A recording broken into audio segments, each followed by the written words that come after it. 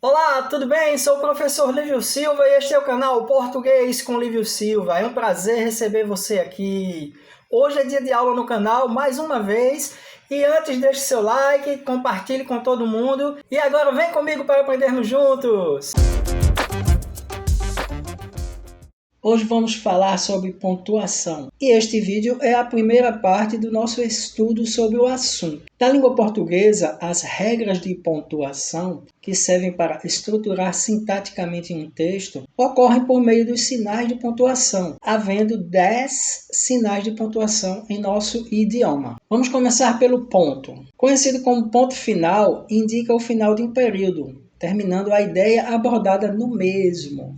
É também utilizado nas abreviaturas. Vamos aos exemplos. Após acordar, pensei na prova de português. Ponto. Veja aí. O ponto final foi dado nessa oração. Senhor professor, peço que reconsidere a nota da prova. Temos aí o exemplo da abreviatura da palavra senhor. SR. Ponto. É mais um dos usos do ponto. Vírgula. Para organizar o ritmo da leitura, a vírgula indica uma pausa curta, mas também pode servir para quebrar uma oração, ou seja, inverter a ordem dos seus elementos. E o que isso quer dizer, professor? Quer dizer que muitas vezes nós precisamos inverter a ordem direta da oração. Então, é quebrado, ou seja, inverte-se a ordem direta. O predicado vai para um lado e o sujeito vai para o outro lado, entre outras formas de se inverter a ordem dos elementos da oração. Outra aplicação da vírgula é para separar orações independentes entre si e também para enumerar itens em uma frase. Por fim, destacar termos em uma oração é outro uso da vírgula. Vamos aos exemplos. Estudei por toda a noite, preciso descansar. Nesta oração, nós vemos aí que a vírgula indica uma pausa curta. Após acordar, pensei na prova de português. Esse é um exemplo de uma inversão da ordem direta da frase, né? A ordem seria: pensei na prova de português após acordar. Né? O eu está subentendido aí. Eu pensei na prova de português após acordar. Então, deslocou-se, né? A inversão que a gente chama de deslocar, a expressão após acordar, vírgula para sinalizar esse deslocamento, pensei na prova de português. Outro exemplo, chegamos na sala, fizemos a prova. Está claro aí que este exemplo indica a separação de orações independentes entre si, feita pela vírgula. Outro exemplo, vejamos, tenho um caderno, uma caneta, um lápis, uma borracha. Então, este exemplo indica a enumeração de itens em uma frase.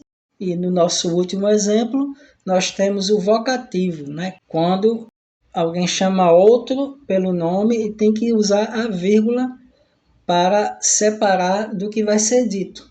O exemplo aí é professor, quero saber o assunto da prova. Então, para o vocativo também é usada a vírgula, entre outros casos de uso da vírgula. Tá gostando do vídeo? Fica aqui porque ainda tem mais, mas antes deixa seu like, compartilhe, inscreva-se no canal e ative o sininho para ficar por dentro das novidades. Ponto e vírgula é um sinal que provoca muitas dúvidas, mas basicamente indica uma pausa maior do que uma vírgula e menor do que um ponto.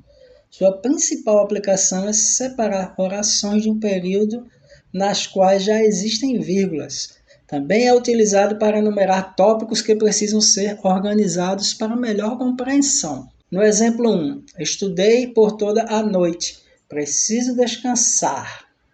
Contudo, não consigo relaxar. Veja, temos aí um período com duas orações. Nestas orações existe uma vírgula, cada uma delas já existe uma vírgula para separar itens dessas orações.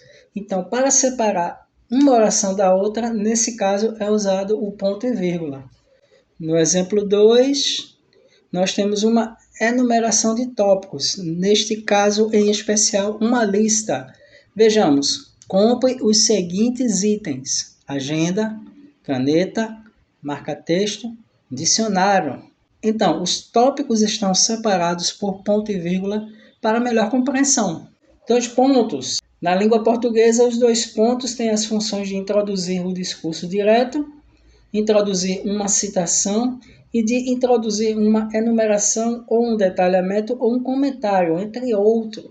Vamos aos exemplos. O professor falou, 2 pontos. É hora do ditado. Então tem aí o discurso direto.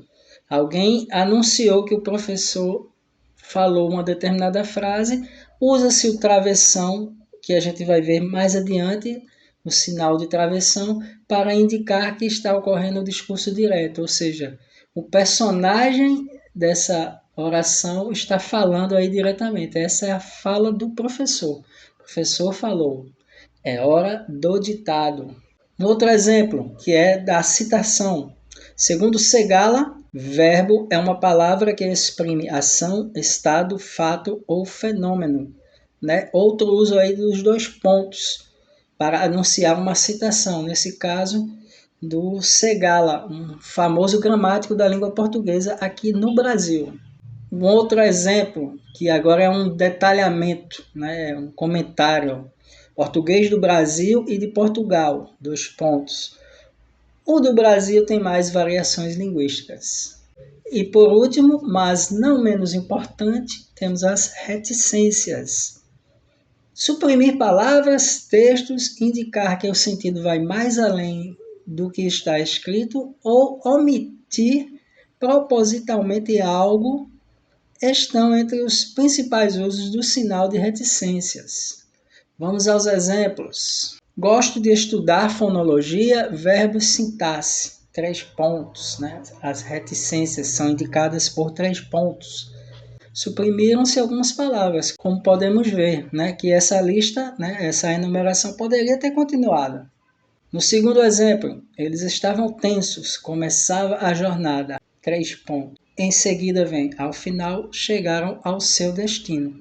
Veja aí, entre essas 2 orações, com essas reticências que foram colocadas, é possível entender, né, deduzir que há um texto entre elas. Porque na primeira começou a jornada, 3 pontos, cabe uma infinidade de períodos, né, de parágrafos aí, e no final chegaram ao seu destino. O outro exemplo, bela é a vida quando bem vivida. 3 pontos. Então aí a gente percebe que o uso das reticências é para indicar que o sentido vai mais além, né? Bela é a vida quando bem vivida. Então aí poderia ter sido dito muito mais coisas, o sentido pode ser mais amplo, mas o autor da frase não quis terminar, ou entendeu que não precisava terminar, ou entendeu que queria que o leitor terminasse. Muitos escritores fazem esse uso, que é para fazer com que o leitor imagine o que poderia ter sido dito.